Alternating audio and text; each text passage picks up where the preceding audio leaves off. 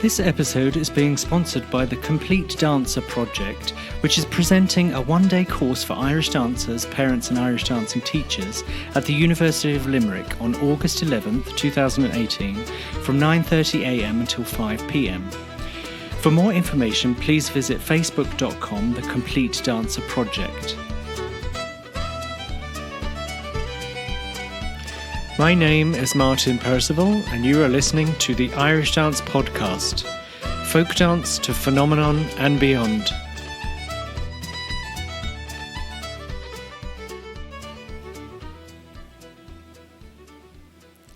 Before introducing today's guest, I would just like to point out that this episode of the podcast was recorded towards the end of May, beginning of June 2018.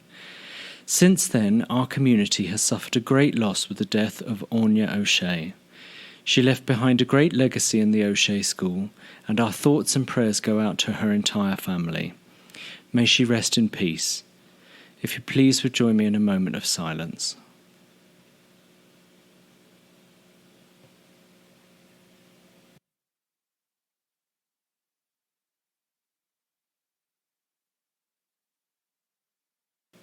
Thank you. I'd like to introduce today's guest. He's an Irish dancer, teacher, adjudicator, choreographer and director. Please welcome Marcus Maloney. Hi, Marcus. Hi, Martin. How are you? I'm very well, thanks. How are you? Good, thank you. Good. So let's just dive straight in. And if you wouldn't mind just telling me how you got involved in Irish dance to start with, how old you were and that kind of thing, who you danced for. Yeah, absolutely. I was four turning 5, and we were living in Dublin. Well, obviously I was a young kid, but we were in Dublin, and how I actually got involved in Irish dancing was my mother was working in a supermarket in Dublin, and she was working with another lady whose daughter went Irish dancing, and it was actually Annette Doolan, who's also a teacher and adjudicator from Ireland, and she actually was my babysitter, and that's basically how I got involved in Irish dancing. And she danced at the O'Shea's, Scoilrinky Hay in Dublin, and basically that's how I started dancing. It was through Annette, who was my babysitter at the time. So I started class in Dublin, in Clonsilla in Dublin, when I was 4 or 5, so with the O'Sheas. So my teachers were Seamus and Áine O'Shea. So that's kind of where it all began. That's fantastic. It's always interesting to me how people get involved, and most of the time it's happenstance or just some sort of Irish connection. What kept you going, though? What did you like it immediately, or was it something that? Well, it's interesting. No, not at all. And you know what? I don't really have many really early memories because I was so young. Yeah, but my mother still to this day will tell me stories that I used to hide under the chair because I hated it. Like in Clonsilla Hall, that hiding under the chair, she tells that story. But I don't really have really young memories, but obviously I kept with it. And I suppose growing up back then, that would have been in the mid 80s. And I don't really, it's so different then to what it was now. Yeah. But I remember we totally took competing at the Worlds and things like that for granted. It was just normal. It was like another fest. I know, it's just a big fest, but it's on your doorstep. It was just a big fest, yeah. And it was. And my first memory was I think we were 8 or 9 at the time, but we were competing in the minor Ceili. And we were so young that we were actually competing in that Worlds in Ceili wearing pomps. Yeah. And I always remember, but I remember we got second that year, and to us it was just like going to do a fesh. But it's only in later years that now the World Championships is such a huge deal that to get second in something like that, we didn't think of it as getting second in the Worlds. We got second at the fesh, right? And it was down in Cork at the time. So I suppose my big memories of growing up in dance class, it was basically the friendships. We were very lucky with the O'Sheas that we were a dance school that it wasn't just about competing all the time. We were really heavily involved with shows, corporate shows in Ireland, and we did a lot of international dance festivals. So from a really young age, I think I was 9 or 10. The first year I went to Europe with the O'Sheas to an international dance festival. So that added absolutely massive spark to stay involved in dancing, for me anyway, and for all our age. And what's interesting is like all those dancers that I grew up with, to this day, almost 30 years later, we're still like best friends. So it's really incredible, the journey that it's been. That is incredible. Kudos to the O'Sheas, Áine and Seamus, for exposing you to that different side of Irish dance, the performance aspect. I just think that this was all pre-Riverdance days. Yeah. So, it's like, I look at it now and like there's so many shows and so many things and this and the other. But like this was way back, even before Riverdance. So like the show world had like really already began prior to Riverdance. Oh yeah, absolutely. Like obviously on a completely different scale. Like we were dancing in folk festivals in France, but it was equally as fun because we were representing Ireland, these festivals, and we were also like meeting all these other performers representing the traditional dance from their country. So we made some amazing friends, but like it was all about the memories and the good times. So what was really interesting for kind of my generation growing up in dance class, like competition didn't really come to the fore because we were so into like doing all the shows and everything. So to be honest, it was probably a really good mix that we never focused too hard on competition, but at the same time we did. Yeah, no, absolutely. I find the whole thing fascinating that it seems to be a bit more of a balance of what was happening then. It's just Irish dancing is evolving, right? So the competition aspect is honing the skills and all of that, but it's so much bigger than it used to be. Absolutely, it's like it's turned into a sport almost now. That you have to compete at that level, the training that has to be done. Whereas when I think back to when we were kids, I was practicing out in a plank of wood in the back garden. Like, as I'm sure a lot of people in my generation were, but like practicing that's what practicing was on plank of wood. At least you were practicing. That was good. That's a step in the right direction. Yeah. Well, I think like one way when I think back, I was like, did we take it for granted or was it just a different era? And I think it was a bit of both. Yeah.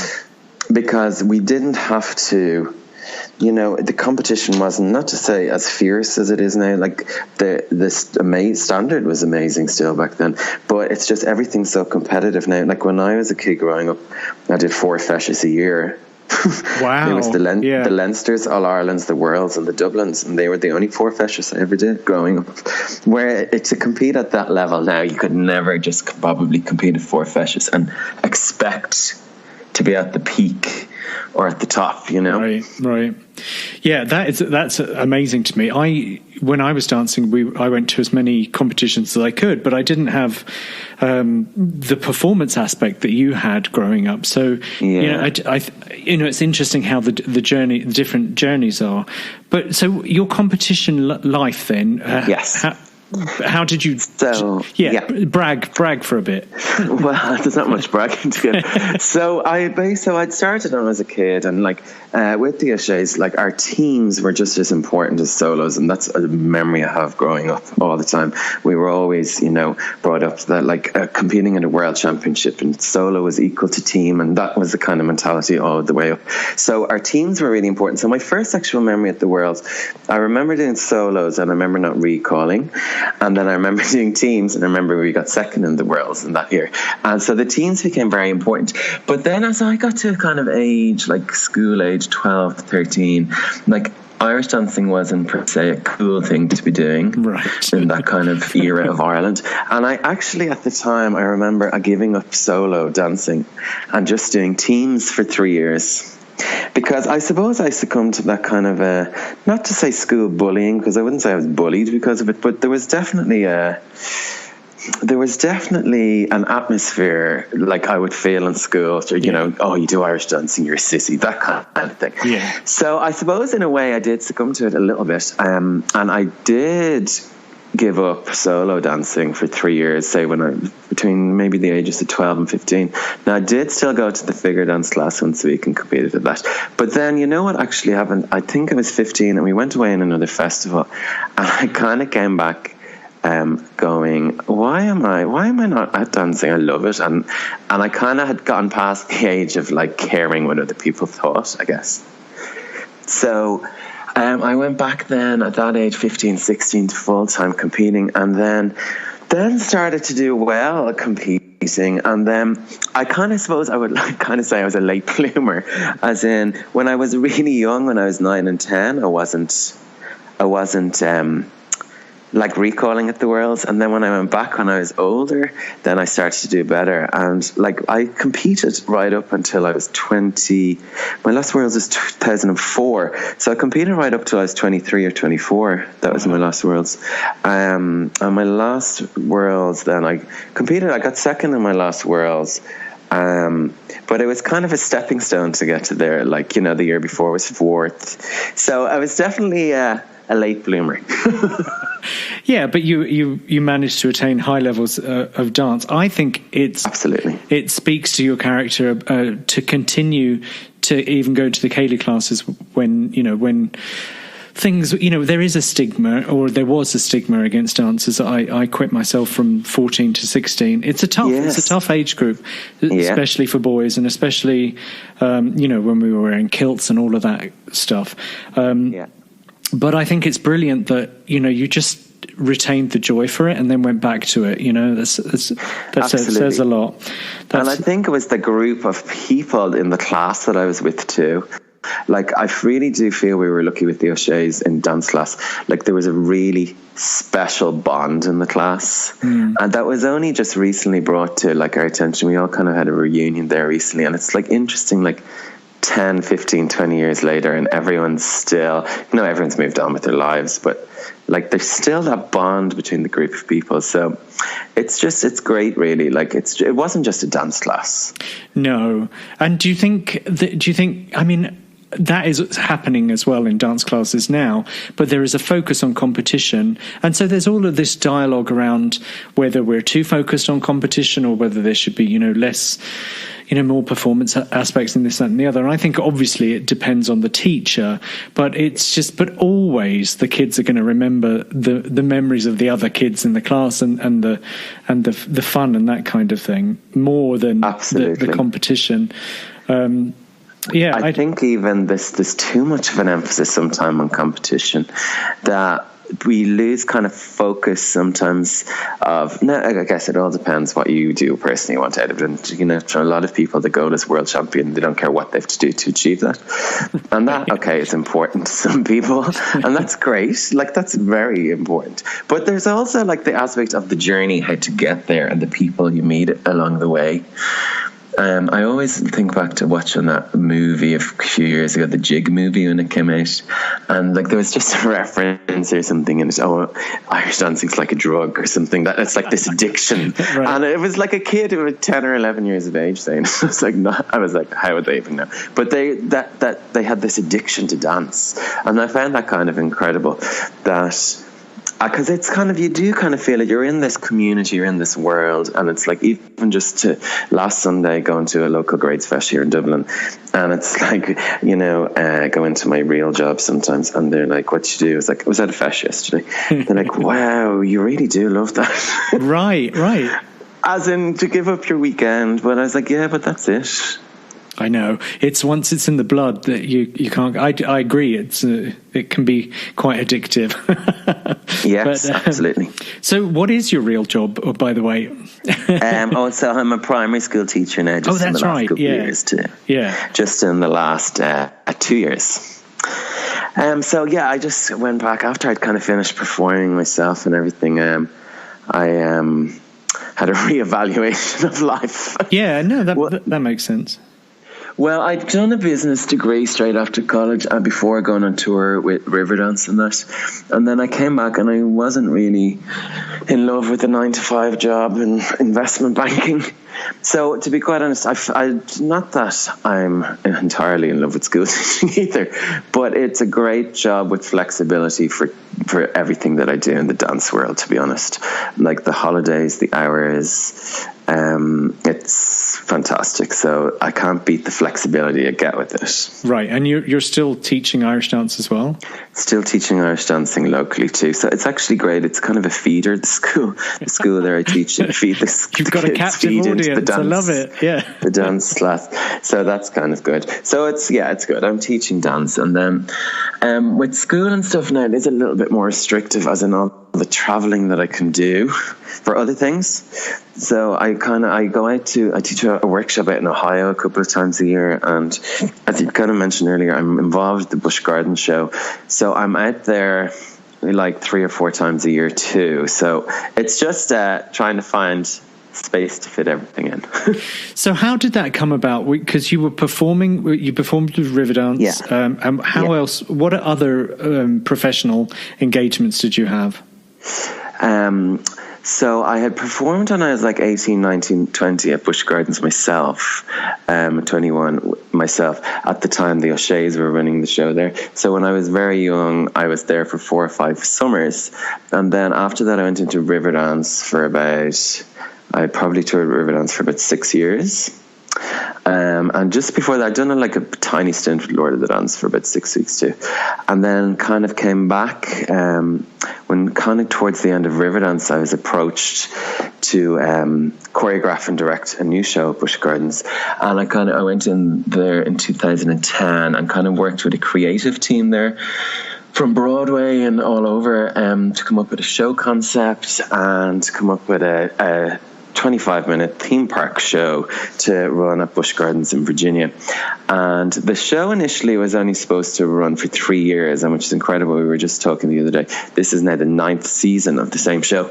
So it's been extremely successful for the team of Busch Gardens, and it's actually won a couple of awards within the theme park industry. So it's great, and it's great actually every year. I'm involved with the casting process for the dancers, and then just recently now I've actually started directing the whole show. So I'm involved with the singers, the musicians, and the whole show concept. So it's really fun job. Yeah, that sounds it. That's absolutely amazing. And you're employing, how many dancers are in the cast? There's anything up to 16. Wow.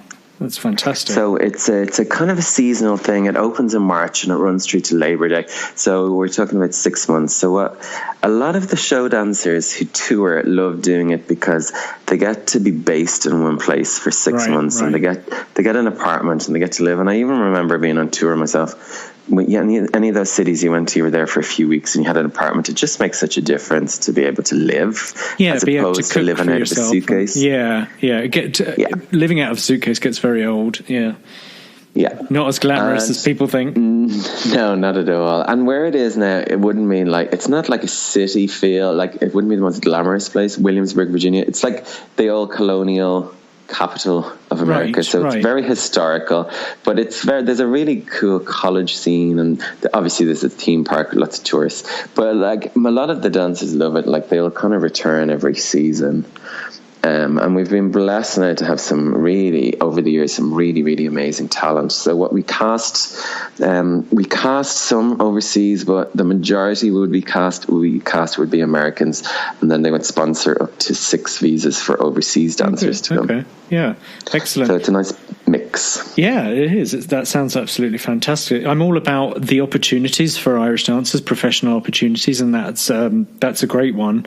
How many shows would they be performing a week, or So they perform now. So when the park opens in March, it's only open on the weekends. So they would just perform Friday, Saturday, and Sunday. So they would perform 3 shows on most days, and then on a Saturday or really busy days they could perform up to 4 shows, so 4 25-minute shows, and they'd be kind of spread out. The first one might be at 1, 3, 5 and 7, and it's spread out that way, and it's performed in a theatre. Just to give you some background on the Busch Gardens Park in Virginia, it's European themed. So the theme park is divided, kind of like the Epcot in Orlando, into different countries. Yeah. So there's a whole Irish section to the park, and there's an Abbey Stone Theatre, which is a 1,000-seater theatre, and the show Celtic Fyre is the kind of staple of the Irish part of the park. Well, of course. Fantastic. Yeah, so they'll perform, and they just actually started this week into their full-time. The park's open full-time. So the way it works is they will perform 5 days a week, and they will have 2 days off. They'll have one full cast day off, and then the Irish dancers are rotated for a second day, because obviously, as you know yourself, with injuries and maintaining your body, and try to give people as much rest and massage and all that good stuff to keep everyone's bodies going for the 6 months. But it's quite a stint. I think that's great though that that you can offer 6 months of work for somebody. That's quite a good gig. Yeah, absolutely. Yeah. Absolutely. Yeah. Absolutely. So how has the show evolved then? Have you changed it much by becoming the director, or is it just you have a hand in everything? A hand in everything, so to speak. To be quite honest, the bones of the show since it opened in 2010 is the same. But what we've done is, time develops. I've definitely modernized the Irish choreography, and as depending on the cast that year, this year, you can have some amazing Irish dance talent, and you kind of up the game with the choreography too. Yeah. But at the same time, it's you would love to have. I would love to have this amazing, technically difficult show, but sometimes, to be quite honest, the audience don't know the difference sometimes to the kind of tradition, and I feel that it's something that they're doing 3 and 4 times a day. It has to be something that's doable, of course, and something that's not going to injure them. So I have to be very very mindful. When you're setting the show, it's very easy to say, if that was a one-off show, yes, it'd be amazing, but you have to think, okay, you have to do this for 6 months, 3-4 times a day. It has to be something that's maintainable. Yeah, it's a very different animal than just putting on your variety. show one night a week, and you can go to town on it. So with this, you have to be just a bit more careful that it's something that it's going to be sustainable for 6 months. Absolutely, but at the end of the day, Irish dance is beautiful in all its traditional forms anyway.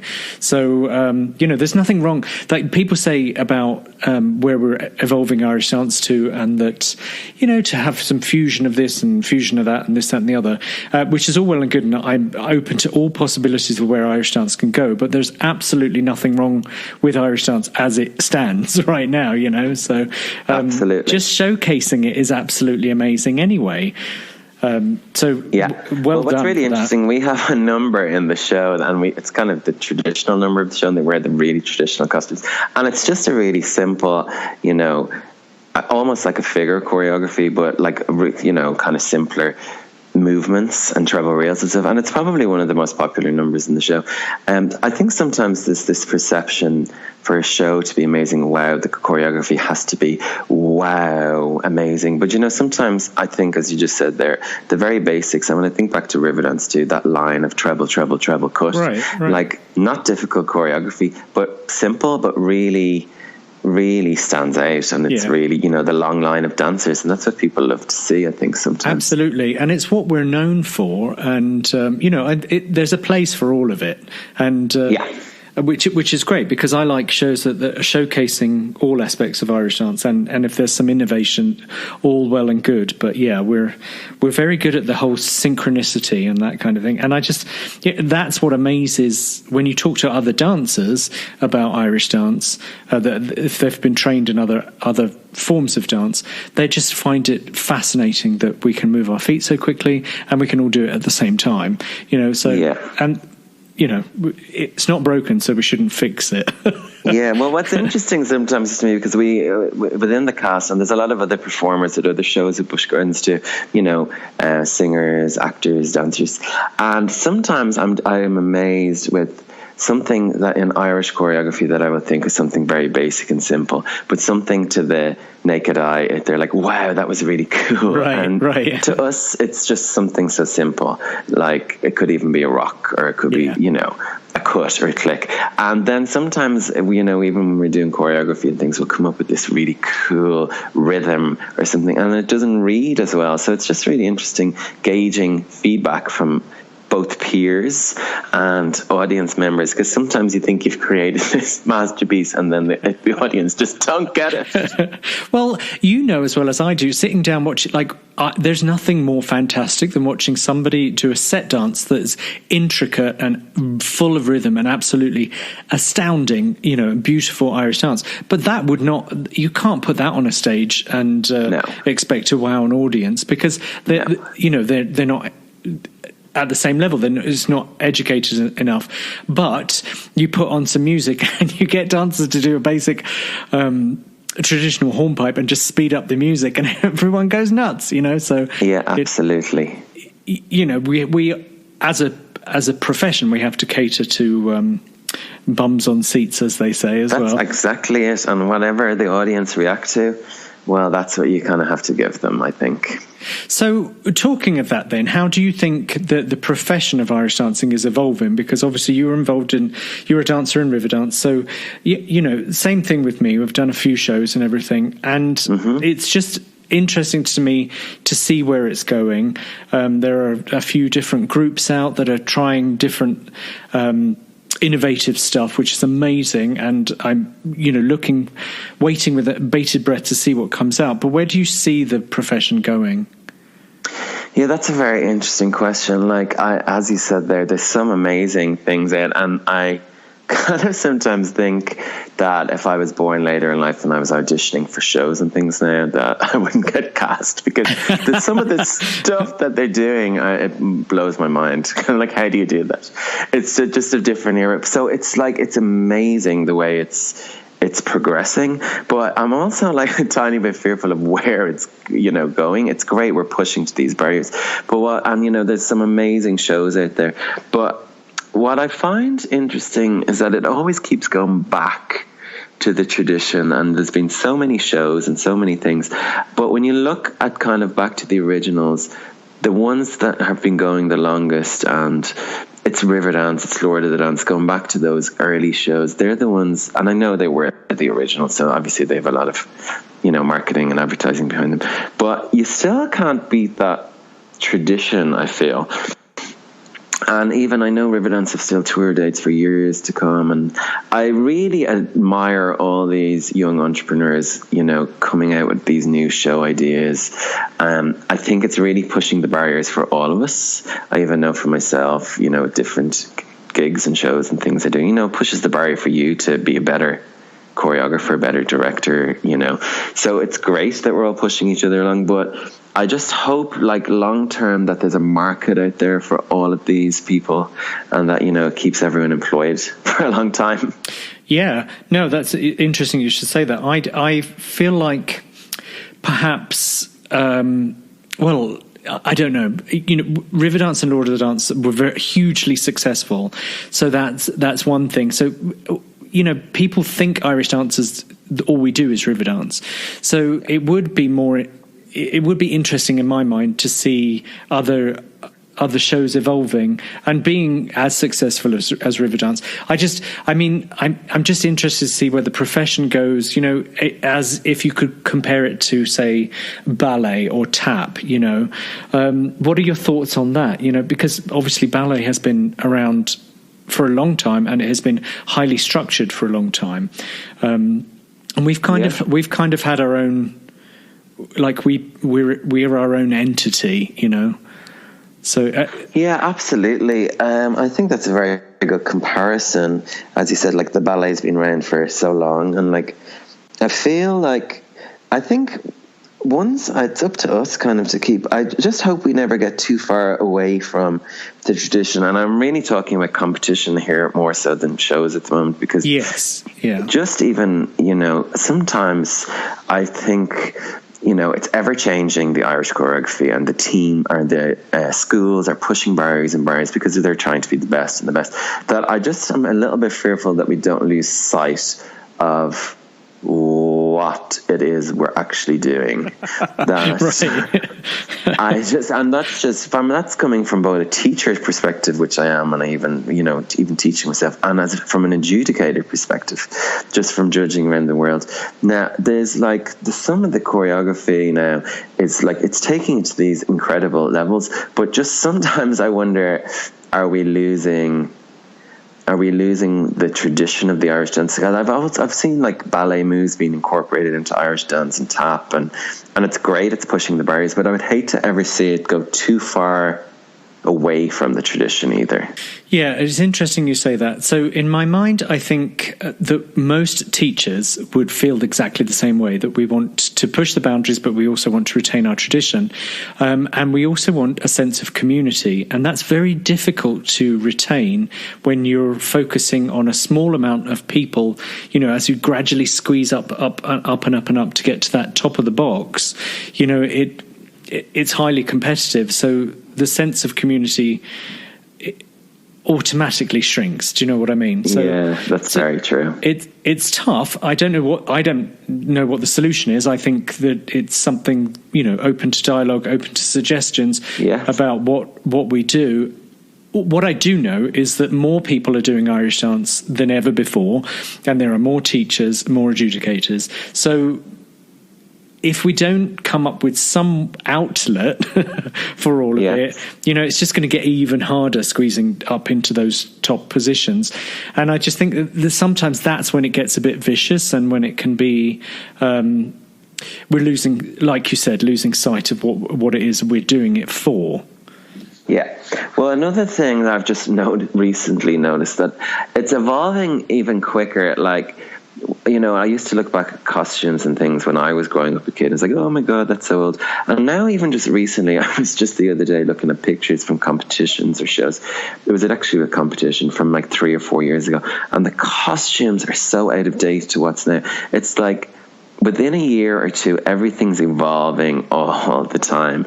And even to discuss the costumes, we've kind of lost, I find, now this is just completely personal, we've lost sight of what they actually are, or what they should be, or what they entail. That I think it's going a little bit too far. So the other way. What would you, if you could rule the world for one day, what would be your ideal Irish dance? Well, I don't even know, but I think there needs to be back to I was looking at old photos of us as kids, and every one of the costumes had a story, and it was a story from the Book of Kells, or it was the Clonleer or the Salmon and Elijah, so it was rooted in tradition. And whereas now, we seem to have lost what it is, and that's, I get it, I understand it too. It's become much more global, and I do understand that. And I've actually been out in Russia a couple of times adjudicating and doing a show, and it just amazes me the amount of people involved in Irish dance out there who have no affiliation to Ireland whatsoever. Right. Don't know anything about Ireland, but just love it. So I think maybe I'm a bit too old school on my thoughts, that I need to be a bit more think kind of out of the box, that it's not really about the Irish tradition for some of these people. It's about a sport that they love doing. And maybe that's the way we're becoming.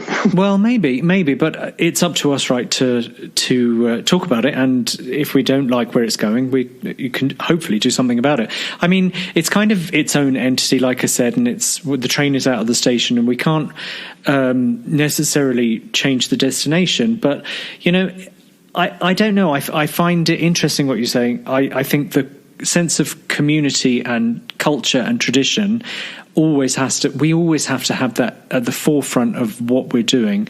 Otherwise, why are we doing it worldwide? But if it was more of a celebration of the culture, I think people who aren't affiliated with Irish dance, with Ireland, would understand that, because it started as folk dance, and it still is, so I don't know. You can get on your soapbox, and everybody, of course, we've got hundreds of people involved in Irish dance and teachers, and everybody has a different opinion, or has an opinion on something.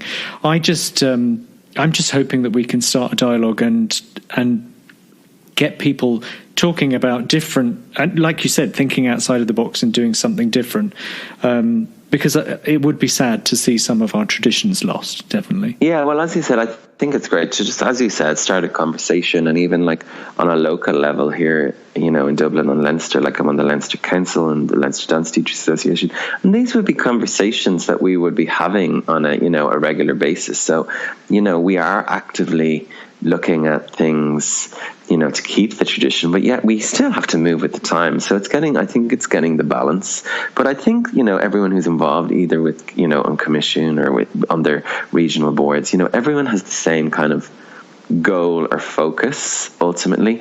You know, we might all have just different ways of getting to it. But like, you know what, that's life too. Like if we didn't disagree on things, oh, absolutely, you know, we live in too perfect of a world. Yeah, no, and I would hazard a guess that 99.9% of the people involved in Irish dance all care a lot about it, and you know, and that's great. You know, everyone's passionate about it, and I love that. And I like what you said, because it is a grassroots thing as well. And I do think that most regional councils are doing their best to maintain as much tradition as possible. But it is difficult in a world where you have access to everything so quickly. And I can imagine that maybe younger people or whoever it is, that they would just like to see something different. But where it is at the moment is we have our competition, and you know, it's hard to get away from that when we're all addicted to it. Yeah, absolutely. Absolutely. So in terms of the competition, then, is there any? You know, it's been structured the way it's been structured for a long time. I've had conversations with people that think perhaps we should have different leagues or different divisions to start expanding the role of competition in Irish dance. What are your thoughts on that? Well, I think currently the way it's, you know, it's set up, it's very elitist. Now, I know this is the way it's been for years, but even when I was talking about, you know, when I was a kid, when I was 10, like it was a feis. I didn't realise what it was. Well, I did. It was the Worlds, but like the Worlds was the feis to me. Whereas now it's like the Worlds, and only a very small percentage are getting to go to this. Right. And I think we take that very for granted, and I just, even for me, because I have a very small, kind of even a beginner class, to be honest, it's only like a year or two old. And looking at those kids and looking at World Championships and All Irelands, like they're two completely different leagues. Right. And I have like children in my class who have no interest in competing whatsoever, but they love coming to dancing class every Tuesday for an hour. So you have to like look at it from that perspective too. That, like, I would hate to lose focus and just, you know, competition. That we have to have focus on the children that do it because they love doing it. They love learning the new dance every week. Or that I feel the competition now has become very elitist, as in they're training now more like Olympic sports stars. They're getting up at 5:30 in the morning to go to the gym and train. And it's, you know, I just worry that are these, you know, young kids even going to burn out before they're a certain age. I certainly am noticing, you know, I know I was telling you earlier, I'm kind of the exception. I was still dancing senior men's at 23. But that's kind of unheard of now, because, you know, all the top champion dancers, I'm not saying they're burning out, but they're leaving competition at 17, 18 now. Now, I know they've opportunities for shows and everything, but it's definitely, I don't think they're doing a full cycle of the competitive life now. They're starting, you know, for a number of reasons. They're burning out, I think, a little bit, and they're leaving to do shows. But I find, you know, the competition at times can be very cutthroat kind of atmosphere. That's one thing I do feel that we were lucky, our generation, with the shows and things. I even remember one or two of my first years, you know, talking to people our age, and we'd be like, oh my God, we used to hate each other when we were competing. It's like, oh my God, now we're in a show, we know each other. It's that competitive edge, but the show kind of got rid of all that, which was great. Yes, and I'll 100% agree with that. I find it interesting when I think about when you were talking there, I started thinking, yes, it is elitist. It's highly skilled. It's, we're pushing to that top level for everything. And perhaps we're missing out on a lot of the fun that people can be having just learning Irish dance. I mean, in terms of kids going to take ballet, tap, or even a combination class, I think more of that probably needs to happen, that we can have Irish dance. It can be part of somebody's dance curriculum rather than just their specialty, Yes, absolutely. That there's more variety in the classes that we offer, perhaps. Yeah, I think because we're so highly regulated, I suppose is the word, which I agree with, because it's a specific art form. And we do need to be regulated. You can't just have any Tom, Dick and Harry teaching it. But at the same time, it does feel very exclusionary. And I don't know. I think... I know for me, when I was teaching, I particularly enjoyed beginner classes because there was less expectation, and because the kids just loved it and really enjoyed it. Of course, there's room for all types of dancers in your school, but when we focus on competition or getting to the World Championships, it is only 10% at the top, and the fun that can be had with all of the others. I think we might be missing out professionally as dance teachers. We might be missing out on more enrollment. Well, that's really interesting, because it's just coming up near the end of the year now, and I was just thinking with my beginner class, what will I do now for the end of the year with them? Will I do a little show? Will I do a little class fest? And it's just, that's the kind of things I think we need to be focusing more on, is like that kind of enjoyment level.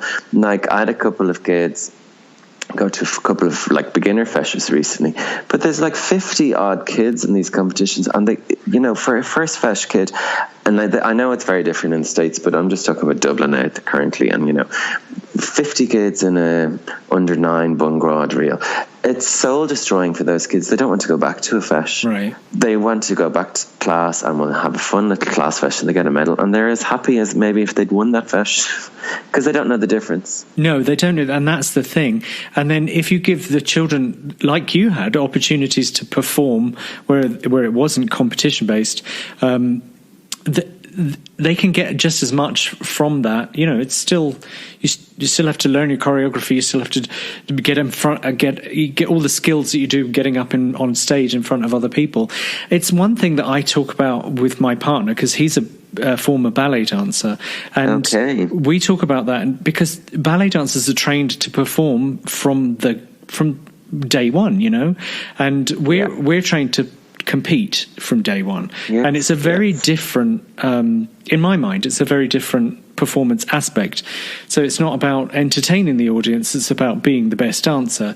So I would like personally and if I was to start my teaching career over again, this is what I would do, is I would have a lot more emphasis on the fun things. So having recitals and having shows here and there, and and the grade exams and stuff like that. All of those things that maybe not your top world championship dancer can all be involved in. Well, that's what you said there is very interesting about, not being natural performers, that it's like so competitive, because I actually noticed that with Busch Gardens a lot, and like just kind of very generically, you have some amazing Irish dancers, but they're actually not very good at show engaging, performers, right? At engaging the audience. And equally, I've had not amazing Irish dancers, but they have been fantastic stage performers. So sometimes it's very hard to get the balance of both. And I think sometimes we think just because we're a world champion or you're a world champion, you're great. That's not true necessarily within the show world, I feel. Being a performer is a different thing entirely. Yes, and I feel like I kind of got a bit of ballet envy, to be honest, because they get to perform different shows and different characters and different stories and this, that and the other throughout their performance career. And, we don't have that. We don't have that opportunity. No. And not that we can't. I mean, obviously, there are some teachers that are doing all of that. It's just we don't have that emphasis. And I'd love if we... I mean, perhaps that's a way we could bring in more of the tradition. I know when I was speaking to Maura Clerkin, when she does some education in LA, and they learn like basically a myth or a fable, and they act it out, and she's involving Irish dance in that way. And I think that's just phenomenal, because you can have anybody doing it then, and it's not about your technical ability so much. Yeah.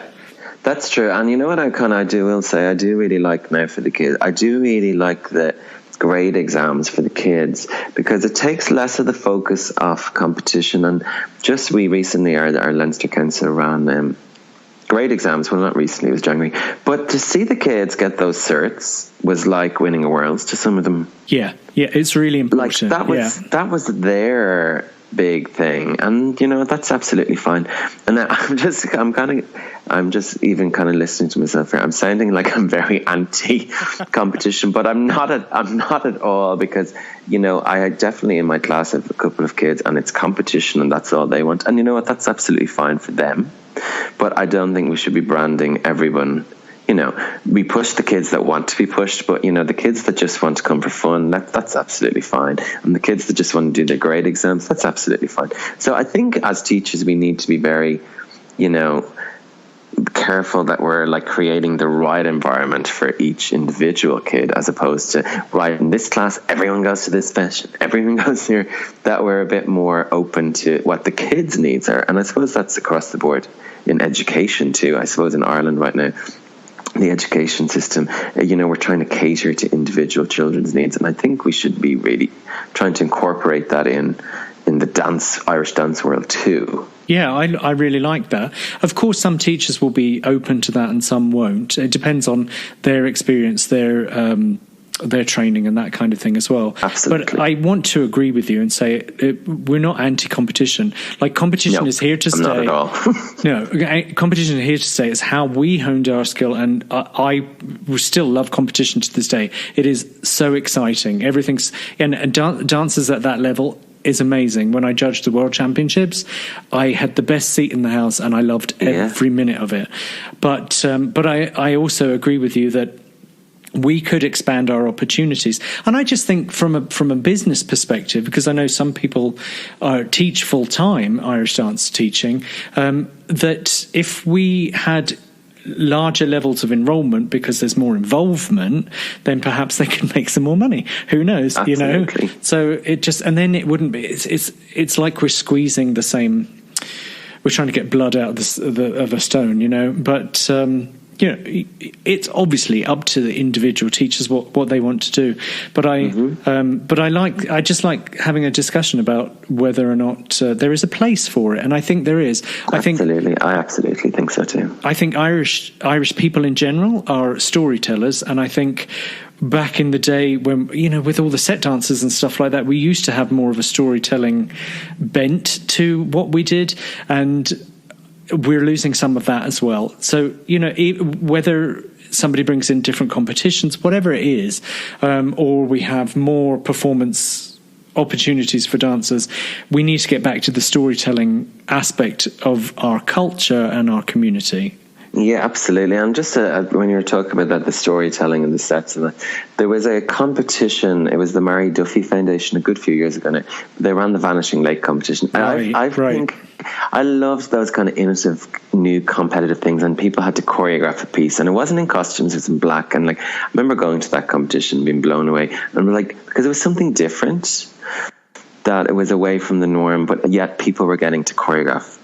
Yes. And come up with these amazing pieces. I think if we could look at doing more things like that. Yeah, no, I agree. It just makes it more exciting, and it gives people more of a goal rather than just, okay, I'm doing this competition, I need my hornpipe, my reel, my set dance. That it gives a bit more of a creative flair to people. That's it. Can you imagine, now they have three dances, and they focus on that, and that's all they do for a year. That's all they do. That's heartbreaking to me, but No, I agree with you. Well, like when I was judging out in the Australian International Orchestras, they had a freestyle kind of competition, and yes, it was amazing, and I loved every minute of it. And I that's what I want to encourage. I would like to see that, more of that happening, because that is where the creation is. And we've got competition, then we've got figure choreography, and then we have dance drama, and there's no real mixing of any of it. No, so that's very true. So that's definitely something I think that could be looked into and maybe developed or expanded in the future. Yeah, and I think it'll come from it doesn't necessarily need to be the people running competitions now, but I know that perhaps we could get some sponsorship for, like the Mary Duffy Foundation, sponsorship for somebody to come up with an amazing performance piece that then can, we make some money out of it. I don't know. Absolutely, that's what it's all about. Right. Well. I think we've pretty much covered everything. Is there anything else that you would like to, get off your chest?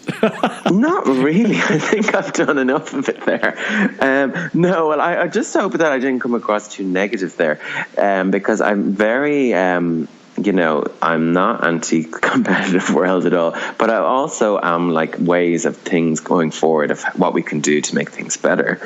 And I think we need to be very open to, the times are moving really quickly now. I think, even within 18 months, things happen and change. Choreography changes so quickly that we need to be just, I think, keep up with the times and make sure that at the same time we're not losing focus of the tradition. Yeah. But we also need to, as I said, we do have to keep up with the times. And even from my own perspective with the show at Busch Gardens, as I was saying, it's the 9th season, but every year the choreography is freshening up, and we're moving with the times too. So I think that's across the board, be it show world or competitive world. We are keeping with the times and modernizing things as things change.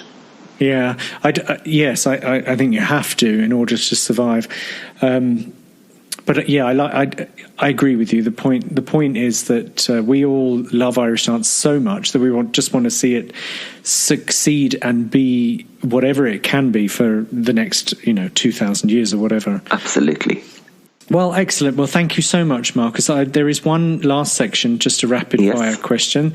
So no problem. We'll go through that right now. Okay. So first question, what is your favourite food? Oh, Italian pasta or pizza. Very good. Riverdance or Lord of the Dance? Riverdance. Best piece of advice you've ever been given? Oh, best piece of advice. Oh, I suppose always stay true to yourself. Like that. Is there a book that you've read that's changed your life? Not really, no. You're not a reader. I do read, but nothing that has made me go, wow. That's all right. Pineapple on pizza, yes or no?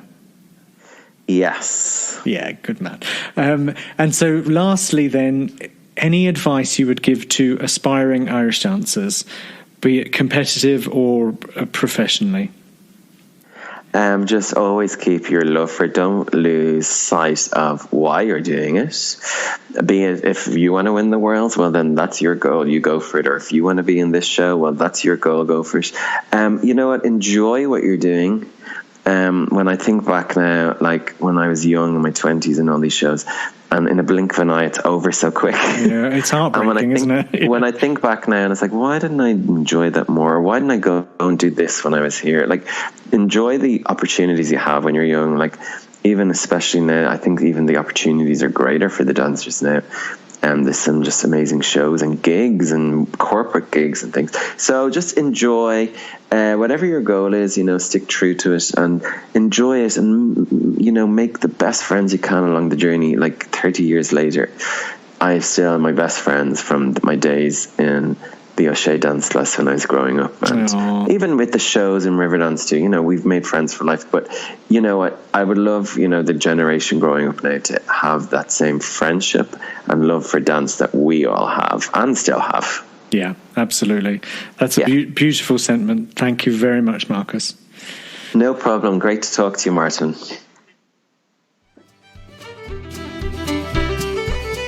I hope you enjoyed today's episode of the Irish Dance Podcast. If you haven't already, please go to iTunes or your favourite podcast app and subscribe to our podcast. That would be great. And if you are on iTunes, if you wouldn't mind please leaving a review, that would be awesome. Thank you very much. Please visit our website at theirishdancepodcast.com. There's also a survey there where you can fill in what you think about the show so far. So look forward to your feedback and have a great day. Bye-bye.